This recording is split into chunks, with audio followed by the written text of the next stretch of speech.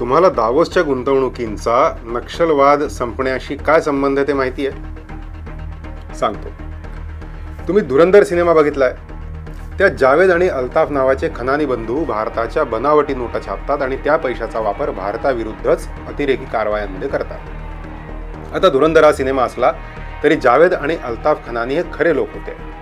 हे भाऊ international most वॉन्टेडच्या यादीत होते. अल्ताफला अमेरिकेत अटक होऊन तुरुंगात टाकलं गेलं होतं, तर दुसऱ्या भावाने आत्महत्या केली. एकूणात भारताच्या नकली नोटांचा वापर भारताविरुद्धच करणारे असे हे खनानी ब्रदर्स.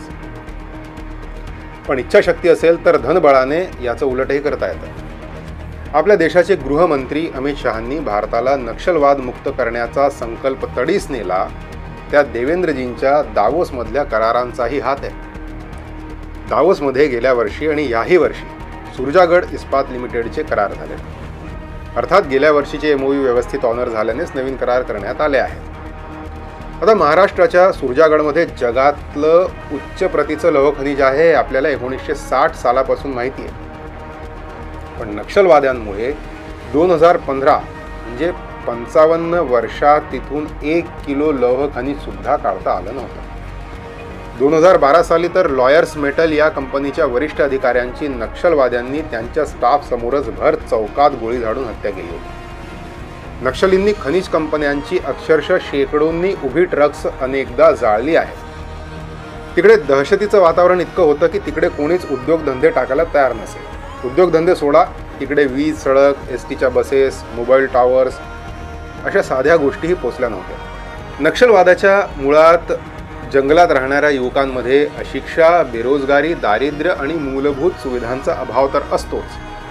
पण नक्षलवादामुळे त्यांना ह्याच्या विळख्यातून बाहेर काढणंही कर्मकठीण असतं. म्हणजे या परिस्थितीमुळे नक्षलवाद का नक्षलवादामुळे ही परिस्थिती, असं अंड आधी का कोंबडी प्रकरण असतं. पण देवेंद्रजी उपमुख्यमंत्री असताना त्यांनी या भागाचं पालकत्व आपल्याकडे घेतलं. जनरली मुख्यमंत्री कुठल्याही जिल्ह्याचे पालकमंत्री होत नाहीत, पण मुख्यमंत्री झाल्यावरही देवेंद्रजींनी हट्टाने पुन्हा या भागाचं पालकत्व आपल्याकडे ठेवलं. गडचिरोली भागात त्यांनी कायद्याचा धाक, मूलभूत विकास, भटकलेल्या तरुणांना प्रबोधन आणि राहत्या घराच्या जवळच त्यांना रोजगाराच्या मुबलक संधी अशी एक चौफेर रणनीती राबवली. आणि बघता बघता संपूर्ण परिसरात नक्षलवाद्यांचा नाही तर कायद्याचा दबदबा निर्माण झाला आणि सुरजागड नक्षलवाद्यांच्या नियंत्रणातून मुक्त झाला.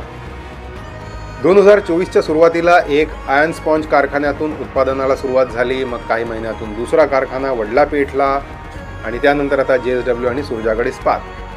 त्यांनी ब्रिज, लालपरी म्हणजे आपली ST, सडक अशा अनेक प्रकल्पांचं उद्घाटन त्या भागात जाऊन तिथल्या मूल रहिवाशांसोबत बसून, जेवून, संवाद साधून केलं. आता ह्या तरुणांना राहत्या घराजवळ रोजगाराची संधी उपलब्ध झाल्या आहेत, दारिद्र्यातून मुक्ती मिळते आणि शिक्षणाचे दार उघडल्याने महाराष्ट्र नक्षलवाद मुक्त झालाय.